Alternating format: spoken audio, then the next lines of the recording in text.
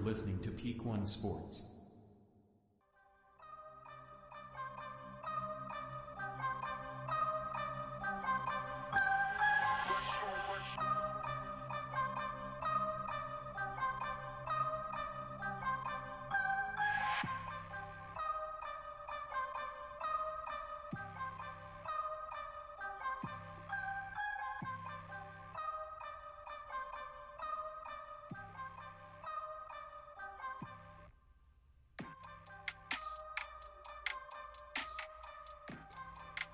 Happy Saturday, and thank you for tuning in to the Leadoff on the Peak One Sports Network. I'm Ashton, and that's Tony. We are here to get you ready for your sports weekend. Now, Tony, Apollo Creed has passed away. Sports movie icon Carl Weathers died this week at age 76. According to his manager, he passed away Thursday, peacefully in his sleep. Where does Carl Weathers sit with you on sports movie icons? And he's way up there, man. Rocky was a little bit before our time, at least the movies he was in.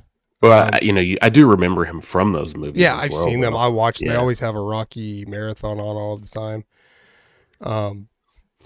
But I think I didn't put it together until probably a few years ago, but I'm an Adam Sandler fan, and him playing Chubbs in a Happy Gilmore, it took me a little while because that's more my mid 90s. That's more of my time. But yeah, Weathers was best known for being the actor who played Apollo Creed in the Rocky franchises. He also, like I said, played Chubbs in Happy Gilmore. He also played in The Mandalorian, which I've never watched, but I know is very popular. Mm-hmm. And I just realized this doing my show prep. I did not know he played Combat Carl in Toy Story franchise. No, I didn't know that one either. That makes sense, Combat Carl. Yeah. And I did know this, but he also played professional football for the Oakland Raiders for a few games in 1970 before he became an actor. Man, that's a heck of a resume. I'm not finished. And he narrated a few of the NFL Films season recaps. I don't have the years off the top of my head, but it was like one in the 80s, 2001, and maybe 2003, something like that. Yeah, those are some of those iconic videos. I mean, as a kid, I can remember. I think of our generation would remember those NFL Films. Yeah, NFL Films, NFL Follies. I liked watching the older to me was 80s and 70s. Yeah, documentary films, and that's why the Cowboys are called America's team, and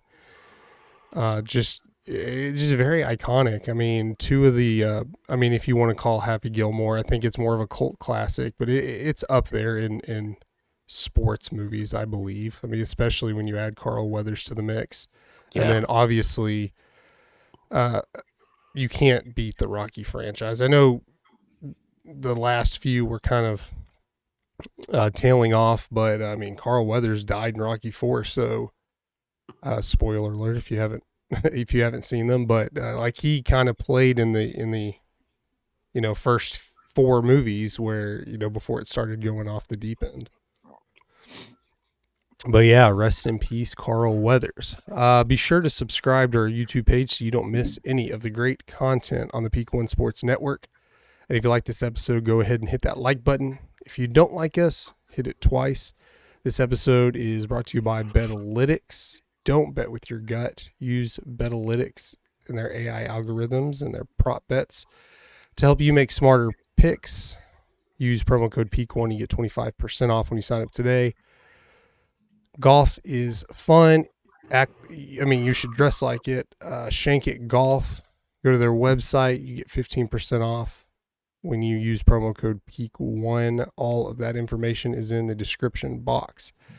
Now, we're not going to get too hung up in talking too much about the Super Bowl because, we have next week to talk about it on the show. We have a Super Bowl pregame show on Peak One Sports that we're going to get into a lot of that. But let's get into the conference championship games and talk about these teams that made the Super Bowl.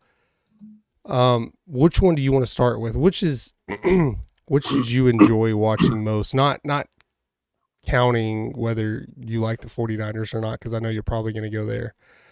But which was more entertaining? I think the Lions-Niners game, that NFC conference championship game, was obviously the most exciting to watch. But then also a little bit heartbreaking in the fact that the Lions, I forget what they had, a 17-point lead going into the half. Yeah, they said, the Falcons 28-3. It's going to be the new Lions 24-7. Yeah, that's tough. That team went in with a lot of confidence. It feels like that they would have been better to be in a tight, close game. Yeah. Than the alternative. And then you also look at the fact that they leave, at least 6 points on the field going forward on fourth down when they don't convert it. Now it's hard to knock Dan Campbell for doing that because he didn't change the way he's coached all season. He's done that all season long. He's looked at the analytics. I've said it when I would talk about Mike McCarthy and if if it works out, he looks like a genius, and if it doesn't, but Dan Campbell has played like that with, ballsy, whatever you want to call it, and it works out. But then when you have a few of them in a game, unfortunately, that's how it, works. He has now 2 decisions he made against the Cowboys instead of kicking the field goal after, attempting the 2-point conversion 3 times. Where, if you look back at it, it was late in the season, and I know things could change, but if you give them that win, they host that game. They'll be the number 1 seed if they'll be 13-4. Hindsight's 20/20. It's easy to say that, but he's got that call, and then in my opinion, at least 3 calls in this game, late in this game, that you can directly look at and call calls. Also, I didn't like his game plan in the second half to, really hold on running the ball. I think he played more not to lose than playing to win. It's hard to play some of these games when you're the underdog and you have a big lead. That's not necessarily a good position to be in. Well, in most circumstances, you think, excuse me, you think that there's no way these guys are going to come back the way we're playing. 17 points up. But that's the scary part about this 49ers team is they can put 17 points on you in a heartbeat. It just doesn't take them long. And it didn't take them long. Coming out of the half, they came out firing. And, they were back in the game within a couple possessions of the ball. Yeah. Yeah, I think the Lions were trying too hard to make adjustments to counter with the adjustments they think the 49ers were going to make, and it just kind of backfired. I think they should have just stuck to their game. Again, I'm not a head coach, hindsight's 20/20, but to be so aggressive going forward on a couple of fourth downs, to really kind of go away from your running game when you I don't have the yardage off the top of my head, but you had 3 rushing touchdowns by 3 different players. Obviously, I think it could be argued when you got in field goal range, you should have kicked a field goal. When you were down 10, a 2-possession game, you still had your 3 timeouts and a little over a minute left in the game. Personally, I probably, once you get in field goal range or feel comfortable, just take 3 shots to the end zone and then kick a field goal. I think they did okay until they got to the goal line. They really weren't giving up that much time. But then when you run it on 3rd down and then you're forced to use a timeout, essentially making your the ability to win rely on you getting an onside kick, which is never a position you want to be in if you don't have to. And I didn't think they had to. I of course, if he runs in and scores because they were expecting a pass, he looks like a genius. But he forced himself to use a timeout. If you had a few extra, 30 extra seconds, sure, try that. But you left yourself in a position where you had to score. It was almost, it worked out where they got the touchdown on that drive. But on 4th down, which if he wouldn't have made that touchdown. But then it killed so much valuable time. And what would have worked so much better is in that position, they have a 1st down with 1:42 left, is go ahead and line up and kick the field goal. unless you don't have that much faith in your field goal kicker, Yeah. who's been historically hasn't been a great kicker. He's an average kicker. This season, he's been pretty good. I mean, he's done his job. In that situation, unless you don't trust your kicker, I think you kick it at a minute 42. You save the clock. You need it's a 2-possession game. You're not getting it all back here. So I go ahead and take the 3 that I need and save that clock, because that was what really got him. 3 timeouts where then you kick the ball. Then you kick the ball deep. You don't do the onside, and then you just. I mean, at that point, you kind of have to hope for the best. A lot of it's out of your hands. You're right. Hindsight's 20/20. If I'm Dan Campbell, I like the fact that he stuck to his guns and stuck to his game plan and what he's done all season, even in a loss, rather than selling out and doing something different that he didn't believe in to win. Because if you lose this game, the same exact score, not knowing what happened during the game, it's like, hey, man, they made a great run. But it's just the fact that they were up 24-7. Yeah. So you can't, knock them too much. But there's a lot of teams, our Cowboys, for one, Mike McCarthy will change the game plan, will change the script. And you're like, dude, this is what got you here. Why are you changing now? Yes, would I have made different decisions? In the NFL, points are hard to come by. When you're in a position to take points, you need to take them. And in this situation, I know at the time, Dan Campbell's looking at this saying, hey, you know what? We don't need 3. We need more. But if you took the 3 and then you got in a situation, you got to stop. Now you're in a situation to take another 3. Then at the end of the game, they score a touchdown. This is a different ball game. I mean, this thing's flip side, and there's about a minute left, and the Niners are trying to find a way to get down the field and score. Yeah. These 2 conference championship games were exciting for different reasons. Really, it wasn't back and forth. The NFC championship game really wasn't back and forth. It was like all first half. Yeah. With the 49ers, and then the Lions, and then the 49ers came back, and it made it more exciting up at the end. The Chiefs-Ravens game was more all Chiefs, and then the Chiefs kind of took their foot off the pedal, and then the Ravens just kept shooting themselves in the foot. Yeah. I mean, how many times fumble? I mean, stupid penalties, where Flowers just kind of stood up over the guy. Yeah. It was a whole run of events for them.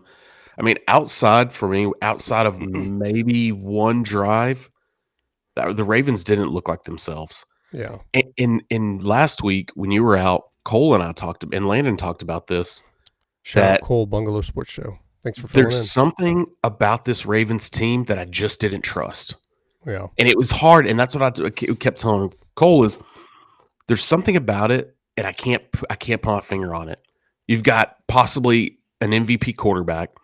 You've got this outstanding defense. They've got a solid running game. They have all these things, these high flying, you said Zay Flowers. They've got Odell Beckham. They've got a receiving core that can play, a great tight end group. Yet I still found a way that I just didn't trust them, and I just wasn't sure about that this was actually the best team, even though most of their big wins were over big teams, over winning teams. So I don't know what it was. It's that gut feeling you get, but there was just something about this team that just didn't seem like they were a Super Bowl contender. The gut feeling was they're playing the Chiefs, and even though the Chiefs have been down, you get them into the playoffs. I mean, Patrick Mahomes and Kelsey, you can't. It's hard to bet against them. No, never. Man. But you never count them out. But they had Zay Flowers fumbling at the 1, which, that's a hands-up play to the Chiefs for reaching and knocking it out. A lot of times you criticize these players when they try to knock it out and they don't get it and they kind of miss a tackle and like, man, you could have just tackled him. Instead, he got 5-6 more yards because you're going for the ball. But this dive, you could say Zay Flowers was a little greedy. I think it was kind of because I think that was the same drive that he had gotten the penalty on, the unsportsmanlike. But it was definitely after the penalty where I think he was just trying to make up. He already had a big play. It was going to be 1st and goal, and he just tries to do extra, which it's not. I'm not going to criticize him for it in the moment anyways. Yeah. And then there was still a lot of time left, but then when Lamar Jackson threw the interception in the end zone, I thought, man, it's over. And then they were able to get the ball back with a chance to tie it, and they just didn't do anything with it. You could easily say, like, man, the Ravens, should have, I don't want to say should have won this game, but could have easily won this game. Yeah. After playing pretty bad, whereas the Chiefs, for some reason, their offense went pretty stagnant mid third quarter up until the Ravens defense did a good job to put the pressure on Patrick Mahomes. Yeah, he was under pressure all night. He made some outstanding throws, and his receivers got in places that that I can think about the diving Kelsey catch. That kind of stuff's amazing that these guys pulled off. The one Kelsey just kind of fell back. His touchdown, he fell back in the end zone. But what was really missing here for the Ravens was the running game. They really never got the running game established. They had a couple big plays later in the game, but early in the game, they never got it established. I think they had a 3-and-out to start the game, which is not a way to start the game when you're the number 1 seed. You should be a team that goes down the field and scores, puts at least some points on the board. They didn't do that.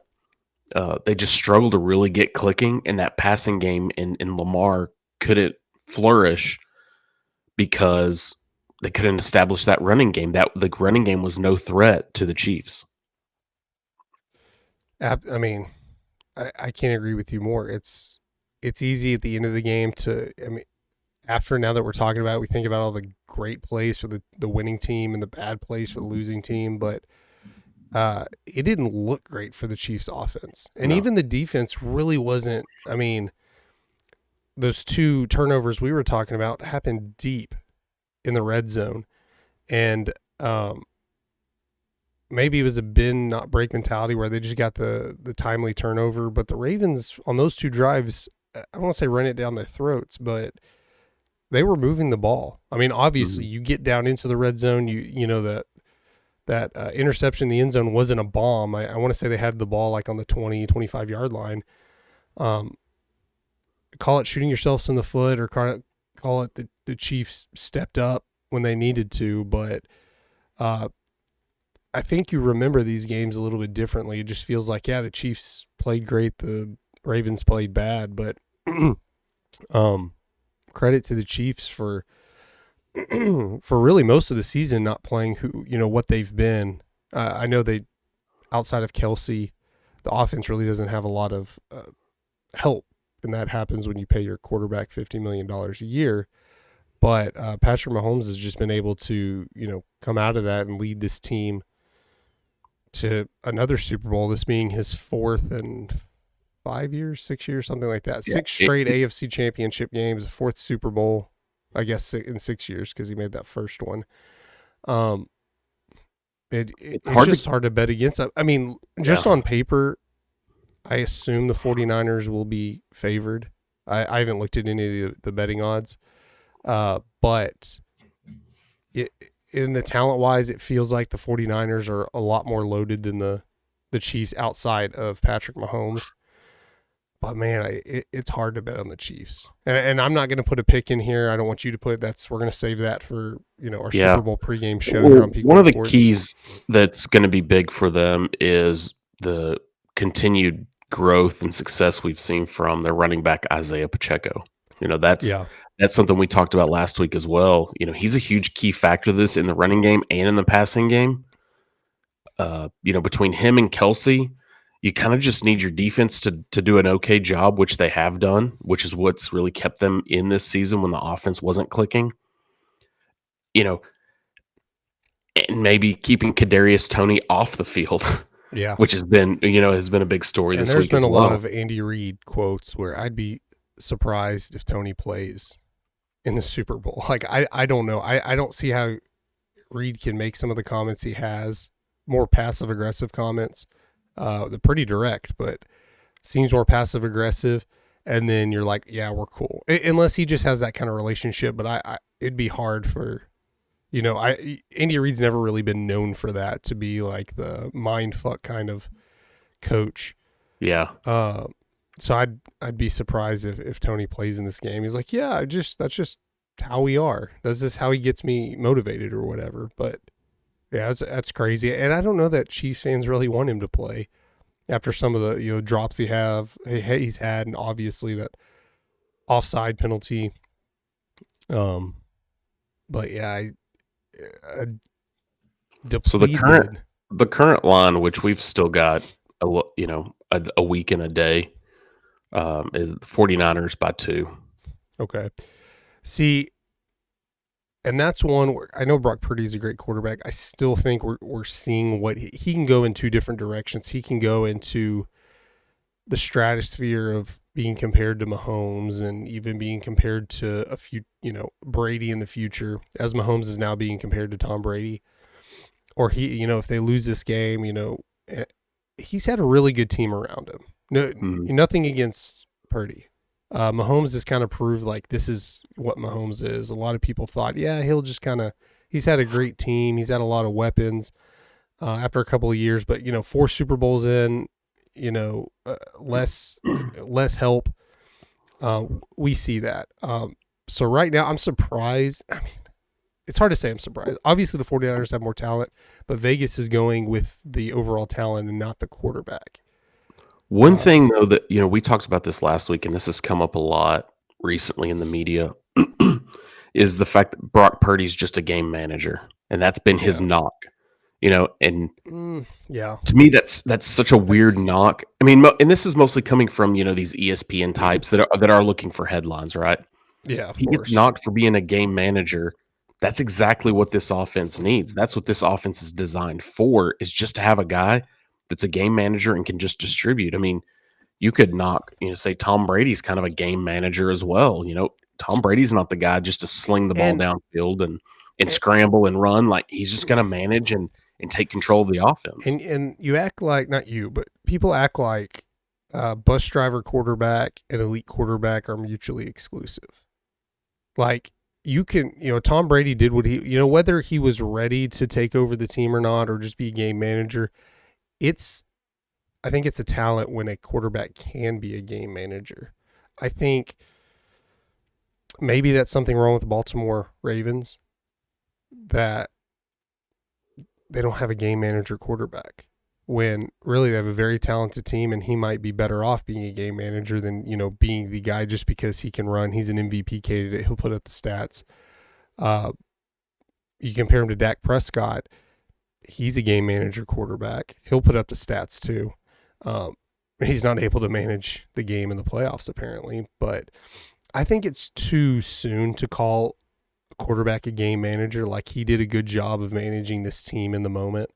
I think it takes a while, but it takes a few more years to really pin him as that, because you have to see him with different players and different systems and different schemes. That's why Tom Brady has lasted, the best quarterback of all time, or up there if you want to have a debate about it. But he's played so long with so many different players. The stat that they break it down, he's had 3 Hall of Fame careers, and Patrick Mahomes put him in that, where no Tyreek Hill. You pretty much decimate a lot of his offense, and he's only in his 6th season, or 7th, I guess, technically, because he didn't start. But that's how you have to determine. It's not easy, but it's common for a quarterback to have a few good years, and he look at his career and be like, yeah, he's probably going to be in the Hall of Fame, and then he just kind of tail off.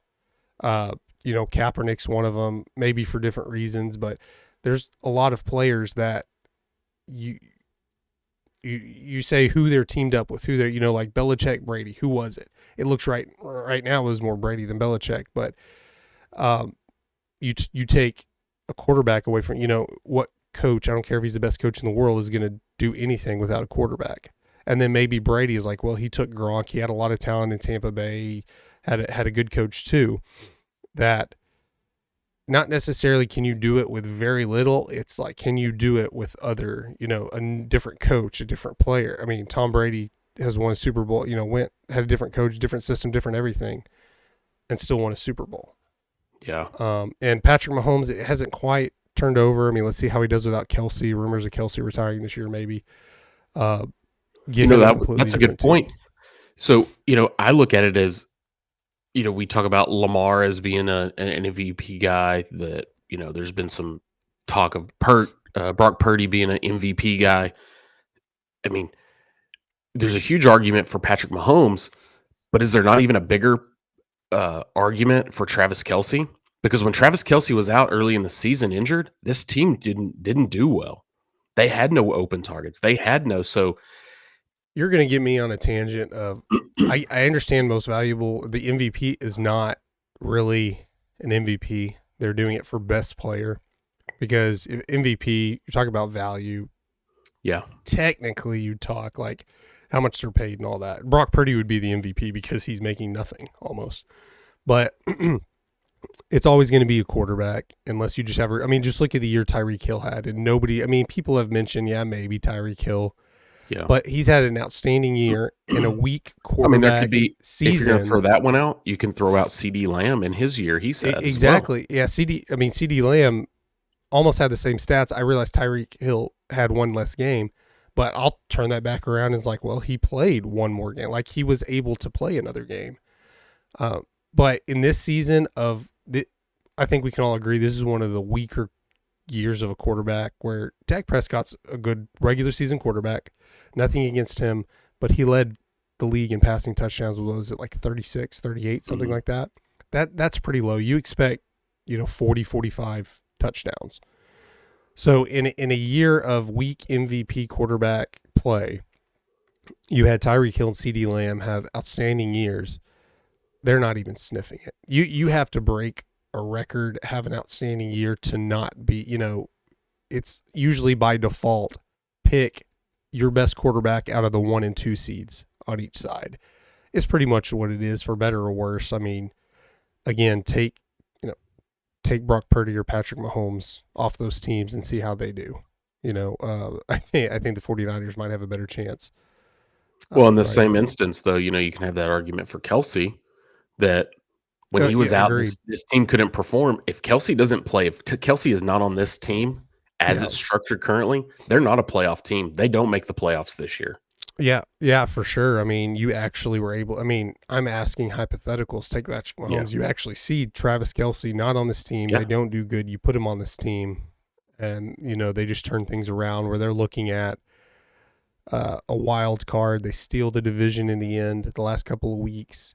Then there's the big storyline. Patrick Mahomes never played a real playoff game. He goes in there and beats arguably the two best teams in the AFC on the road. He gets that, but isn't Kelce in that same boat? Kelce's playing his first road playoff game as well. Agreed. Yeah, no, I agree with you. I'm just being devil's advocate of right. I don't agree that wins and losses should necessarily be tied to a quarterback, but they are, and we're gonna, when you don't like the stat, like I'll just throw Dak Prescott out there because we're here in Dallas and we hear the national critiques of him. But if there's a stat that favors Dak Prescott and you don't like him, you're going to disregard that stat. Mm-hmm. Even if the stat, you can say, well, wins don't matter. He's won 36 games in the last 3 seasons. Yeah. And you're going to say, well, it doesn't matter. Wins, it's a team game. And not that I'm defending Dak. I'm just using that as an example. But you do the same thing of, Dak Prescott has lost against this team, or he doesn't have a great record against winning teams, and you're like, see, look at the stat, and you're just kind of cherry picking stats. Like, well, I thought it was a team game. What does that have to do with it? Using Dak Prescott, I know the comments go crazy. Well, Dak sucks. Why are you defending him? That's I saw a stat this week. It was whatever, it was Dak Prescott's fault that the Cowboys defense gave up 400 yards and whatever, 30, 40 whatever points, that game was, that's Dak Prescott's fault. We got to blame him for that. Yeah. That's going to make me beat a dead horse and tell you more. Yeah. I've talked on multiple episodes about, it doesn't matter. The defense didn't score enough, so Dak couldn't do anything. It's not his fault, or vice versa. Well, Dak wasn't. What was Dak going to do if the defense didn't give up 40 points or whatever? Really, it was 30 something because a pick six. But yeah, I've never been, with Romo, with Dak, I've never been on the side of I like Romo, hate Dak, or vice versa. Like I can blame Dak. I'm not going to be a fan of somebody and just say no matter what it's his fault or no matter what it's not his fault. I wanted Romo to succeed. I want Dak to succeed. I mean, I don't even really like the 49ers all that much, but it's not like I want to see Brock Purdy fail. I'd prefer them not to win the Super Bowl, but I'm not one that says, oh, I don't like him. I don't want him to do good, you know? And Dak had a terrible game. He would tell you he had a terrible game. I don't think it's very productive, especially what we do podcasting, but anytime when you have a conversation sports-wise to say, well, that was Dak's fault. He screwed it up. Unless you just had a great game back and forth and he threw the untimely interception, then you could say that. But, okay, sure, Dak had a terrible game. If he had a great game, maybe it would have been different, maybe not. But I just, I don't know. You're going to get me going off something that we shouldn't be going on. That's for the off season. That's why I don't try to participate in comments on social media because, not that I'm a genius or anything in sports, but I feel like I know quite a bit not because I have a podcast or anything, but because I keep up with it and study it and, do show prep and everything like that. And I'm more empathetic to situations like that where I don't necessarily take a side. You don't have to take a side saying, Dak's good, Dak's bad, whatever. Like, it is what it is. I don't have to get, pissed off about it. And then people who don't know what they're talking about just throw out some random, I'm a big believer, never say everyone or all or never, because really you can like Dak's never going to win a Super Bowl. Probably not, but just say Dak can't win a Super Bowl. Like any quarterback could win a Super Bowl for the most part. I mean, Collins won a Super Bowl, the Ravens, right? In 2000, 2001.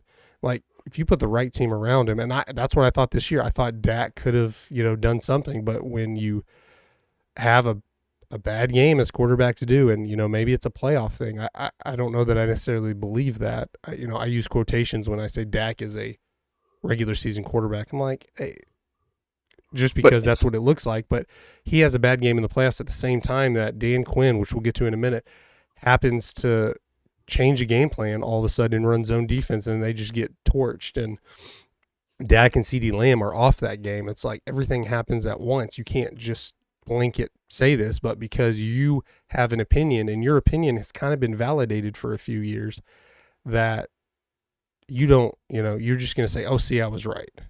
Yeah.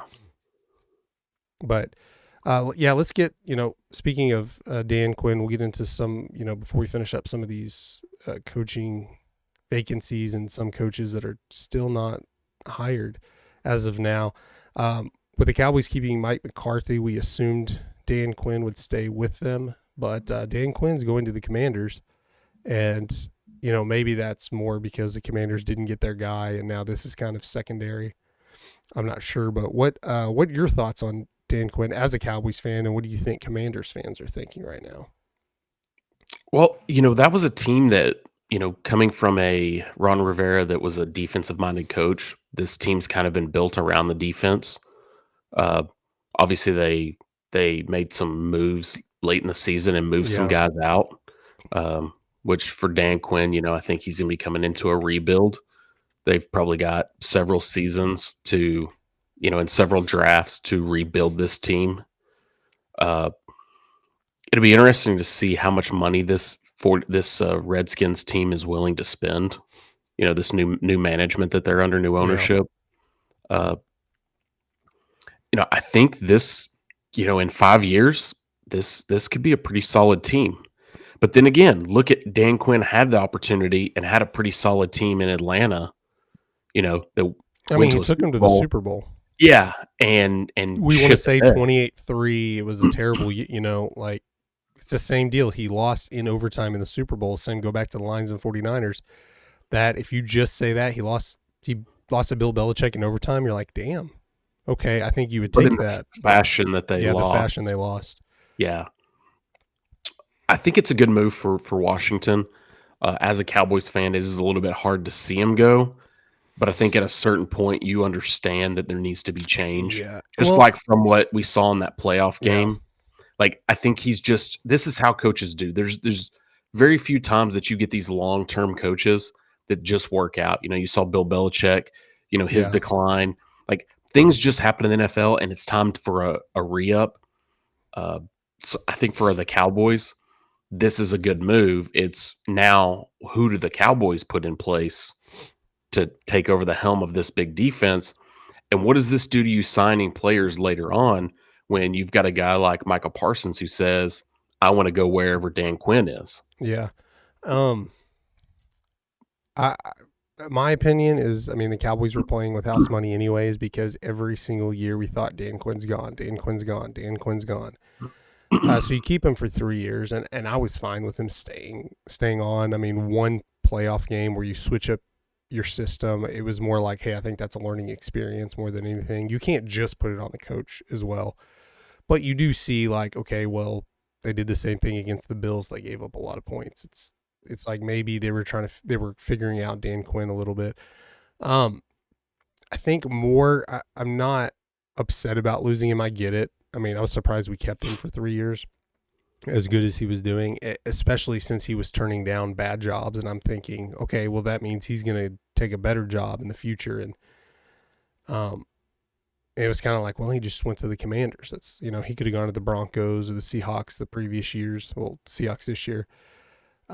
But I think, that game against the 49ers wasn't going to take away his head coaching positions, but it was going to limit them, where, as he probably saw, like, hey, I need, I have that asterisk. It may just be like, hey, it's just a game, but you don't want to start a pattern if you go the next year and have a subpar defense, because the fact that the Cowboys have had a top defense for 3 years is miraculous.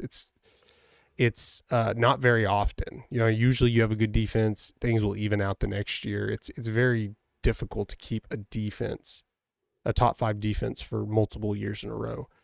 So I think he was just like, I got to take it while I can, because if I have a bad year next year, I might get screwed over. Yeah. Look what's happened with Kellen Moore. But the move that I'm gonna say I don't like is he went to a rival in Washington, and they did trade away a lot of their pieces. So I don't know that he's going to have them competing, like you said, maybe in 5 years. But I do believe that, I'm not saying the Commanders went out and got him because he was a rival. Maybe he has information, but he does know Dak Prescott more and this offense more than most coaches do, more than any other coach. Maybe Kellen Moore a little bit. Yeah, he went up against him every day. But look at the Eagles. They got Kellen Moore too. So now you're going against Kellen Moore twice a year. You're going against Dan Quinn, and that may not seem scary after, how Kellen Moore went out and how Dan Quinn went out. But there's a reason they switched. Like Jalen Smith had a career longer than he should have, probably because he was getting picked up by the Packers and the Giants, and he had a decent time with the Giants. And I think the Redskins picked him up last year for a game. And it's like, well, maybe he knows something. And that exists where, like, hey, Dak does this. You just have to do this to get an interception. Whatever, you kind of know that how the offense runs, you go against that offense in practice and you understand the scheming. So not that the Commanders hired him for this reason, that's kind of bold. It's one thing to hire him as a coordinator or, hire that 52nd, 53rd guy on your roster, but it does scare me a little bit. Whereas, as a Cowboys fan, that even in down years, although you've beat the Commanders a few times now, but even in down years, they struggle against Eagles, Giants, Commanders, even when they're not good. It's it's division teams, but now they have that little bit of edge. I'm not as concerned because in the Dan Quinn style of defense, it takes game player. It takes playmakers, and it takes guys that can do it. I don't think this Commanders team is stacked with that yet to really scare me. They had some names, but they traded a lot of that away. Yeah, so give me, and until they have a quarterback, I don't really fear. Yeah, give him a couple years, and they could. He's going to need time to develop this defense and rebuild this defense. Kellen Moore does a little bit. I think he's one of these hot young coaches. Obviously he struggled in Dallas, and then he goes to the Chargers, and it isn't much better. But again, I'm not a guy that's sold on the Chargers either. which is why they weren't sold on their coach, and they bring in Jim Harbaugh, which I think is probably the biggest blockbuster coach hiring this offseason. Yeah, on the Chargers, I mean, I just don't get the Herbert hype. Like I haven't seen it at all. Like you can say Lawrence in Jacksonville, like I've seen him play, and then Herbert's just kind of like everyone's like, yeah, he's going to be the guy, and you see some talent, but to me, I don't get it. I think with the right team, he could be a really good quarterback, but I mean, they're putting him already saying future top 5 QB in the league. So far, he's completely underperformed where he should be. Yeah, and rightfully so. He's had hasn't had a lot of help, but every year you're like the Chargers are going to make the playoffs, maybe make a run. In his career, they've played one playoff game where they were up 27 points on Jacksonville, something like that, and they lost. But I mean, it's easy to say, oh yeah, well, I'm not worried about Dan Quinn because of how he went out, and we turn as a Cowboys organization, they turn pretty quickly. I mean, you see a lot of criticisms of Micah Parsons now, who the last couple of years has kind of been untouchable, whereas Kellen Moore did struggle against, did struggle in Los Angeles, and you could say he struggled here, just how Dak played, and then obviously you see the turnaround when you go to Mike McCarthy making play calls. But Kellen Moore, for whatever reason, whether it was him or not, was the offensive coordinator that led these top offenses for Dallas the last few years. So he has something. It's not like he's incompetent. Now, maybe all the talent the Cowboys have had in offense goes towards that. And you're like, well, you put any competent person, they could, or any competent coach, they could do that. But I think I'm more worried about Quinn in Washington for the future more than anything than I am Kellen Moore in Philly, because there's a lot of turmoil in Philly right now. You're talking about players wanting to be traded, fans not happy that they kept Sirianni. I don't know what Moore could do. Kellen Moore could do in Philadelphia, because Hurts is a different quarterback than Dak. So I'm not really worried unless they just come up with something. Kelsey retired, so he's not there. I'm not worried about the tush push necessarily anymore. I think that's why Jalen Hurts has kind of been hurt most of the second half of the season. They kind of downturn. I honestly think he's just getting beat up from doing the tush push so much, because you didn't see it very often later in the season. Yeah, no, well, they weren't in positions as much, but you haven't. This is the first year they've really implemented something like this into their offense, and you could see. I mean, even in interviews, Jason Kelsey mentions, man, this is it's rough on your body to be down there in the trenches. I think I've already dropped an F-bomb, so we're probably already explicit. But yeah, Jason Kelsey. I don't know if it was on his podcast with Travis Kelsey, but I think that's where it was. But he said when they would call that, he would give out the play call, whatever it's called, for the tush push, he would just yell, "Oh, F my life," and then they would go, like, he wasn't, happy about it, because you put him in that position when you're kind of stuck there, just hitting and pushing, and I'm surprised there wasn't like a big injury right then, but I think it just took it out of him. And you do that multiple times for multiple weeks. It takes a toll on your body. Yeah. And you can tell that Jalen Hurts wasn't, as the season progressed, there was something going on, whether it was a right out injury or, he was just beat up and tired and sore. Like something was going on. He didn't play like he had played in previous seasons and played it. Even early on, I mean, he had a pretty good season in the first half, but I think he was in MVP conversations because he was almost the MVP. He's the MVP quarterback or MVP season last year. He was just in the Super Bowl. He's a big name now. Where when they start off as hot as they did, you're 10-1. You're like, well, if they finish the number 1 seed and he has a pretty good season, the same with Dak. Dak had a really good year, but again, it was a down quarterback year too. Whereas if Dak Prescott, if the quarterback of the Dallas Cowboys is having a really good year, he's MVP conversation no matter what. And that's where Jalen Hurts was, and then he just kind of slowly fell off because, some of his last few games, they were just, he would have a couple of rushing touchdowns maybe, but, not, less than 200 yards passing, maybe a passing touchdown, interception or two. it just looked different. And, comparing the two, if what happened to the Cowboys, and I know they lost to the Bills and they lost to the Dolphins, and they won against the Lions, but it was kind of controversial. Whereas you lose one game, that's one game. But the Eagles, it wasn't just the one game against the Bucs. You saw them trending down for so long, whereas they should have been hosting a playoff game, possibly with a bye week. But it's more concerning when you see 5-6 weeks your team's just going downhill. And I think Devontae Smith is asking for a trade. Maybe I have that back. No, AJ Brown is wrong receiver. AJ Brown wasn't hiding it. He's like, yeah, he's kind of open to a trade. And that's not going to work well with Philly fans. So there's a lot of turmoil in that organization where I could see them coming back next year and being NFC East favorites and winning a lot of games, but I can see it go the opposite way really quickly.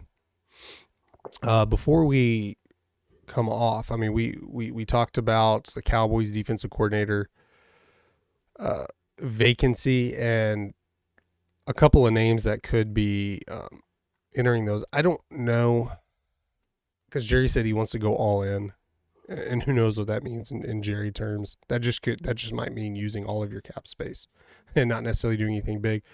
But I think he's going to go for a bigger name for the defensive coordinator position. I'm thinking Ron Rivera. I know we talked about him. He might be a good spot where he's kind of down. He's obviously not going to get a head coaching job right now.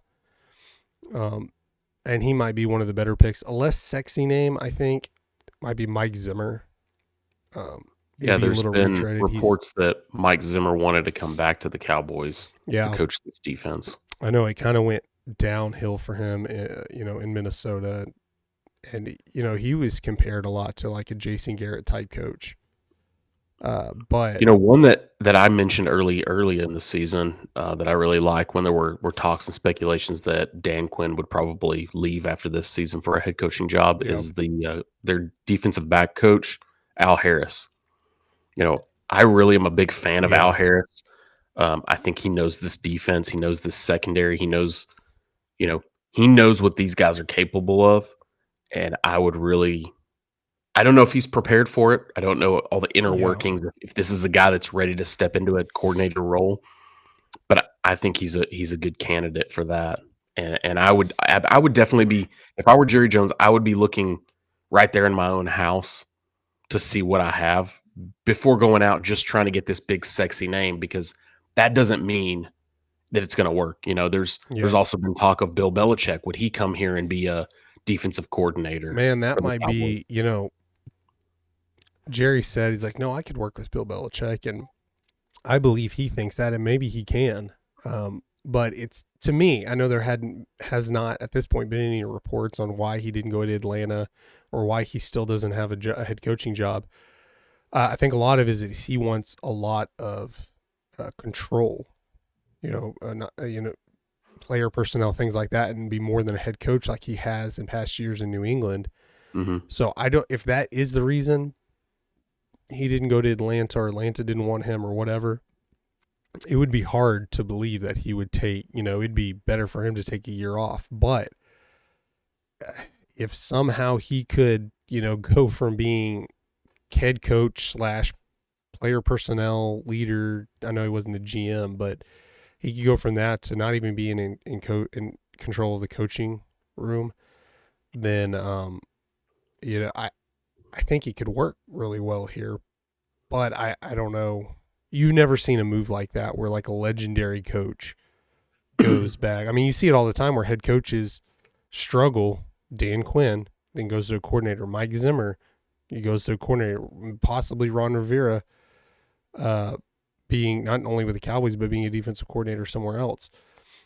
You see it, but you've never seen it with like a legendary coach basically taking a downgrade to that. But, would it work? I'm not sure if you could get past, like Mike McCarthy's your boss now when you've been the boss so long. But if you just go down to X's and O's, I think it would be a great fit. I just don't know that it would work. But it would be one of the most Jerry Jones thing moves ever if he could convince Bill Belichick to come back as a defensive coordinator. Yeah, I don't know if it depends on where he's at in his career. Maybe he's ready to just step back and just focus on one aspect of the game and not have the responsibility of all the other things. Yeah, and is it one thing to take a step back and be a coordinator and kind of prove it? Because I think from his point of view that he doesn't really have to prove much. I think it was just kind of a weird year where if he wanted to be a head coach again, I think he'd be completely fine taking a year off and just sitting back and waiting, as opposed to having to be a defense coordinator and prove, look, I still have it. I think the league is moving more towards younger coaches, and it's tough when you have, you're going to be an old coach with a GM half your age, and especially when Bill Belichick is used to making a lot of those calls. I think GMs and owners are ready to just have coaches that just coach. And we'll see if, in the future, maybe he decides I'm willing to change because I want to be in the league or something like that. I don't know. There's a lot we could talk about this offseason. Maybe, all the crap in Philadelphia, they start off 0-2 or something like that. They fire Sirianni. I know you typically don't see head coaches hired in the middle of the years. Normally it's like an interim coach and then you worry about it later. But if he's sitting there with a talented team and Sirianni's gone early, I bet you Vegas will have Sirianni the first coach, odds on first coach to be fired next year. Because if they don't start out hot, even if they're like 2-2, I mean, look at names escaping me. Doug Peterson. He has multiple winning seasons. He wins them a Super Bowl with Nick Foles. And then the first year he has a bad season, he gets fired. Philly wants him gone. That's a tough place to coach. And that was even in a year where I think the Commanders, or maybe the football team at the time, won the division with a losing record. Whereas the Eagles still could have won the division. I think they finished one game back or something like that. Maybe a couple of games back. But it's tough. I bet you Sirianni, unless they just revert back to early season form, he's probably gone before the season's over in Philadelphia. Yeah, I agree. Unless they come out hot, and even the losses they have, they better be performing very well on the field. You already saw the rumblings this season. I think in Philadelphia is a place they don't get it. It's not a fresh start when the season starts. That carries over. So if you start off slow, that could be it for Nick Sirianni. And is that why they hire Kellen Moore as the offensive coordinator? Does he step in as the interim that's coach? A good point. Potentially to take over that team, because Kellen Moore last year was a huge, a very hot topic for a head coaching job. He just never landed anything. He was a bad interviewee, apparently, which never is a red flag for me. That doesn't that's great if you can have, I guess, the communication skills or whatever. But that doesn't necessarily, to me, because I've sat in interviews with potential prospects or whatever, and it's like, if that's what's wrong with, that's the only thing apparently reported was he just wasn't a good interview. I'm like, that doesn't necessarily, is Nick Sirianni a great interview? He kind of rubs people the wrong way anyways, and I think that's part of why Philly, he's kind of like Philly loves him for that. But at the same point, it was like when they started this downturn last season, there'd be people with signs, as Sirianni drove into the Eagles facility saying fire Sirianni, and he did cute stuff like go send them coffee or whatever. And I think that works when you're just in a slump, but then after a while, you lose to the Cardinals and they're like the fashion that they did where they were being booed on every single play. I was surprised that he made it out after the playoff loss to the Bucs. They so underperformed in that game. I can't believe, I'm not even that it's Philly, just the collapse they had. I'm more surprised about that than Mike McCarthy staying, because the collapse that they had, and then how they lost. It's like they didn't even compete. I know there's part of it where they scored a touchdown. It's like, okay, now they're back in it. I couldn't imagine that game being played. I know the Bucs probably wouldn't have played the way they did if it was in Philadelphia, but if they had lost like that in Philadelphia, outside, I think they had one, maybe two good drives, and other than that, it was just crap. Yeah.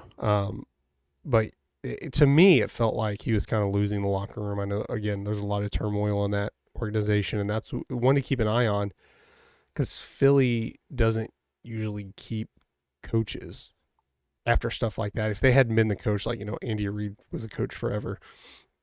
But you take a step back, like he just had them in the Super Bowl. Yeah, they did start 10-1. They still made the playoffs after this epic collapse, whatever the issue was. Sometimes it's just like, hey, nothing against Sirianni. We just have to make a change. The same with Dan Quinn. Like, I don't think anything of that Packers game is going to – I think he's going to be a great head coach. Yeah, I'm not saying he's going to turn them around, but I think he's going to do pretty good where you're going to look at, yeah, he's done more than he was probably expected to do. Sometimes a change of scenery, and again, I think Dan Quinn would have been fine staying here. He would have, made adjustments, but Sirianni, I don't know. I don't envy him right now. No, he's got to do something. Like as the Cowboys, Sirianni, my phone.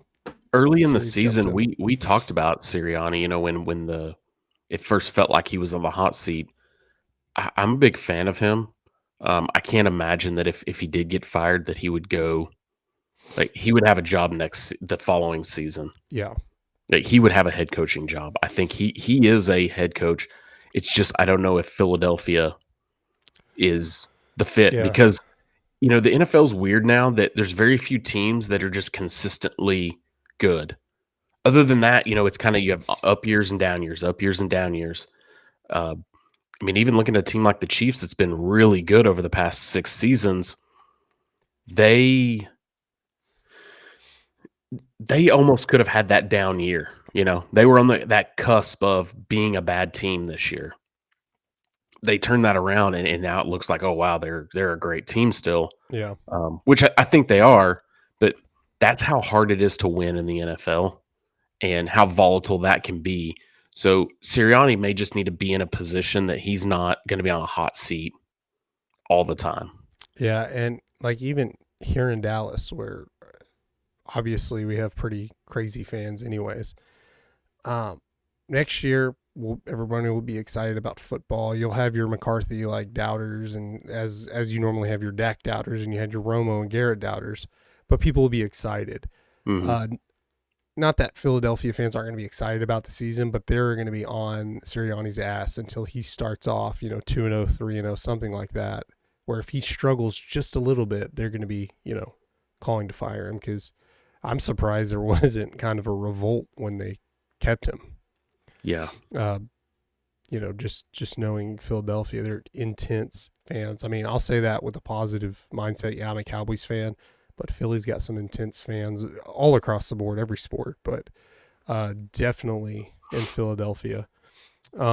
Guys, we're just about out of time, but don't forget next Sunday, Super Bowl Sunday, we will we'll come out with times. I don't have the time off the top of my head, but we are going to do a Peak One Super Bowl pregame show with all the talent on Peak One from every show. We'll be on and off. It'll be a live stream, but we'll have more information on that as it comes up. We still have more shows that we'll talk about it, all next week. But don't forget to subscribe to our YouTube channel, or follow us if you are listening on one of your preferred podcasting apps. But until next time, with Tony, I'm Ashton. We'll see you guys later.